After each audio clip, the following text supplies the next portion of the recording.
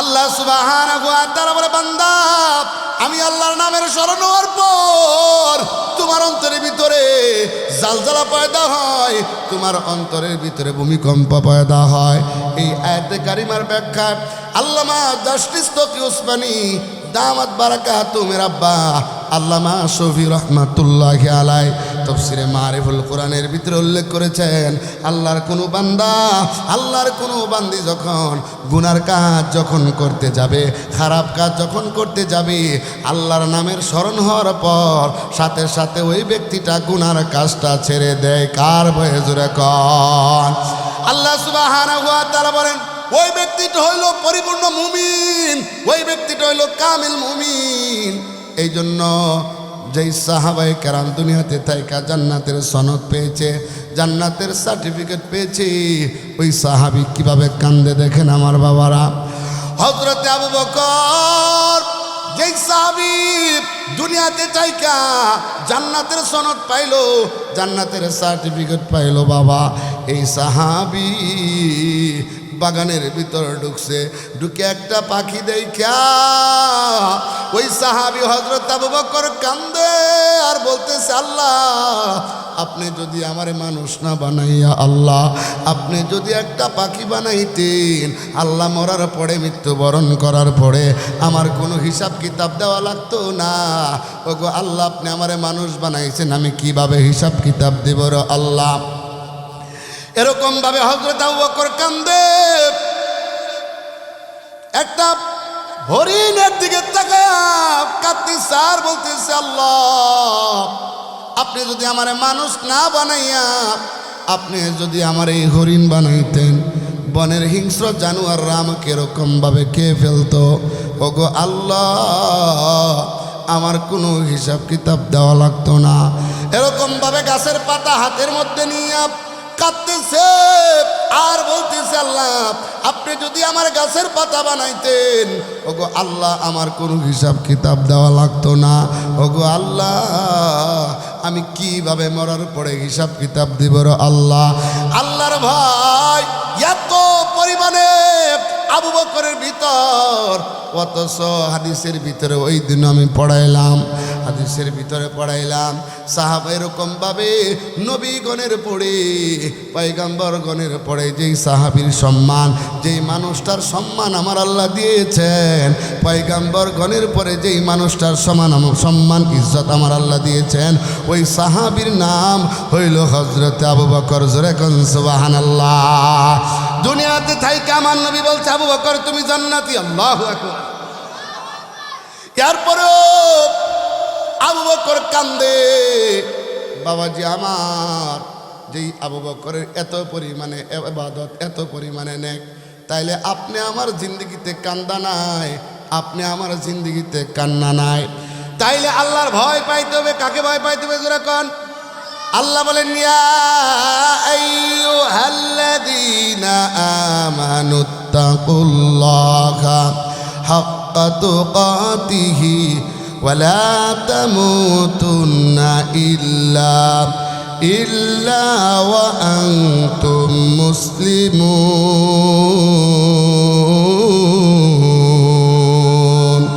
ইয়া ইলাহি তু মেরা মাবুদ হি, ইয়া ইলাহি তু মেরা মাশুক है, या इलाही तू मेरा रहमान है, या इलाही तू मेरा रहीम है, या इलाही मुझसे मुझको दूर कर, ताकि देखो मुझ में तुझको एक नजर, या इलाही तू मेरा सत्तार है, या इलाही तू मेरा गफ्फार है। আল্লাহ সুবহানাহু ওয়া তাআলা এক নাম্বার কথা বললেন, আল্লাহকে ভয় পাইতে হবে।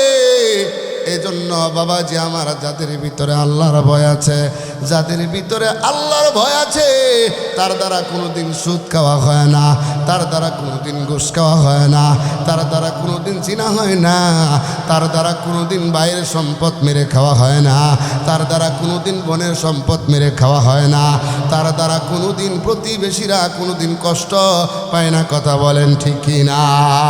তাইলে আল্লাহ তাআলার ভয় আপনি আমার ভিতরে থাকতে হবে। কার ভয়? জোরে বলেন। আল্লাহর ভয় থাকতে হবে। এরপরে আল্লাহ সুবহানাহু ওয়া তাআলা, এক নাম্বার গেল আল্লাহ তাআলার ভয়। দুই নাম্বার আল্লাহ সুবহানাহু ওয়া তাআলা বলেন, ওয়া ইযা তুলিয়াত আলাইহিম আয়াতুহু যাদাতুহুম ঈমানা।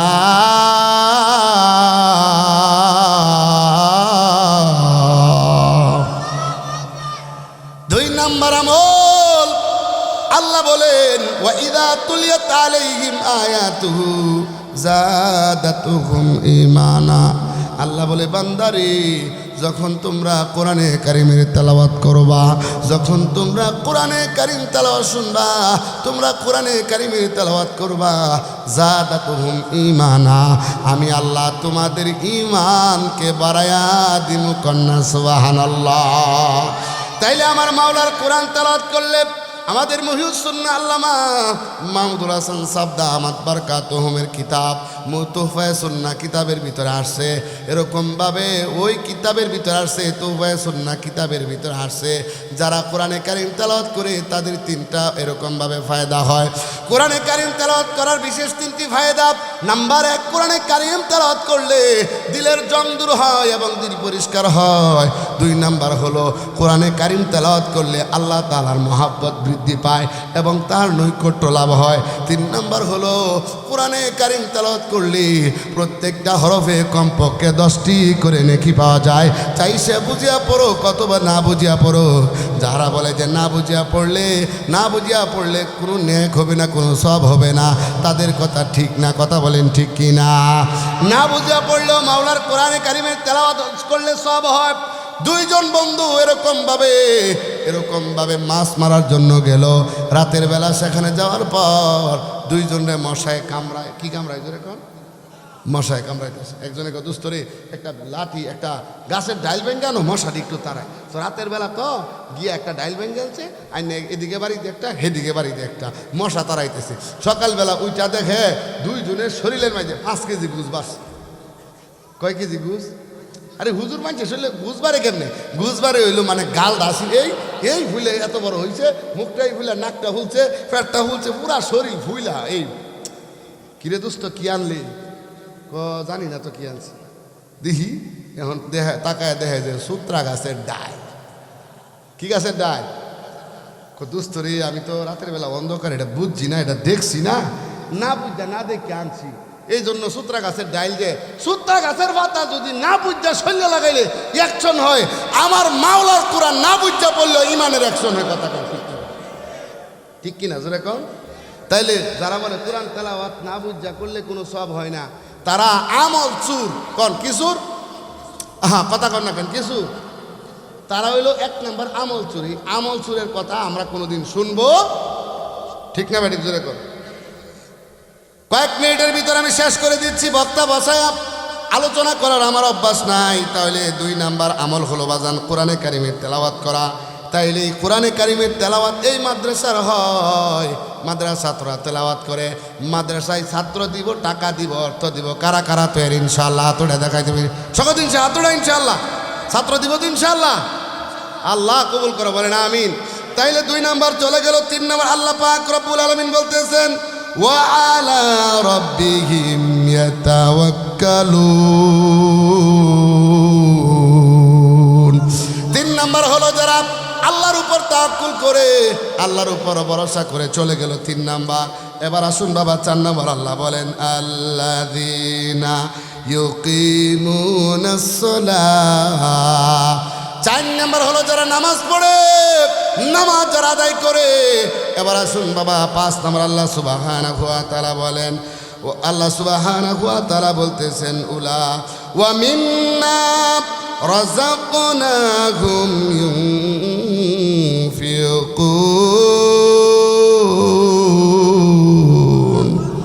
5 নম্বর আমল হলো, কথা শেষ আমার, 5 নম্বর আমল হলো যাদেরকে আল্লাহ সম্পদ দিল, টাকা দিল, পয়সা দিল, আল্লাহ বলে বান্দারে আমি আল্লাহ দিয়া ধন পরীক্ষা করি মন, কারিয়া নিতে কতক্ষণ। ঠিক না ঠিক যেরকম আল্লাহ টাকা দিছে, পয়সা দিছে, সব কিছু দিল, আল্লাহ বলে বান্দা আমি আল্লাহর দেওয়া সম্পদ আমি আল্লাহ রাস্তায় যখন খরচ করবা আমি আল্লাহ তোমাদেরকে মাফ করে দিব, তোমাদের রিজিক বাড়ায়া দিব, আমি আল্লাহ তোমাদের সম্মান ইজ্জত বাড়ায়া দিব। কন্যা সুবহানাল্লাহ। আল্লাহ তাআলা আমাদের সকলকে বুঝার আমল করার তৌফিক আল্লাহ তাআলা আমাদেরকে দান করুক। সকালে বলতে হবে আমিন। তাহলে আমল হইল 5টা। নাম্বার 1 হলো আল্লাহর ভয়। বলেন কি ভয়? আল্লাহর ভয়। নাম্বার 2 হলো যে কোরআনে কারিমের তেলাওয়াত করা। নাম্বার 3 আল্লাহর উপর ভরসা রাখা। নাম্বার 4 5 ওয়াক্ত নামাজ পড়া। নাম্বার 5 আল্লাহর দেওয়া রিজিক থেকে আল্লাহ রাস্তায় খরচ করা। 5 আমল করবেন, পুরস্কার পাবেন 3টা। 1 নাম্বার মাফ করে দিবে, 1 নাম্বার হলো সম্মান বাড়িয়ে দিবে, 2 নাম্বার হলো আল্লাহ তাআলা মাফ করে দিবেন, 3 নাম্বার হলো রিজিক বাড়ায় দিবে। সুবহানাল্লাহ। যে কথাগুলো বললাম আমাদেরকে আমল করার তৌফিক দান করুক। সকলে বলেন আমিন।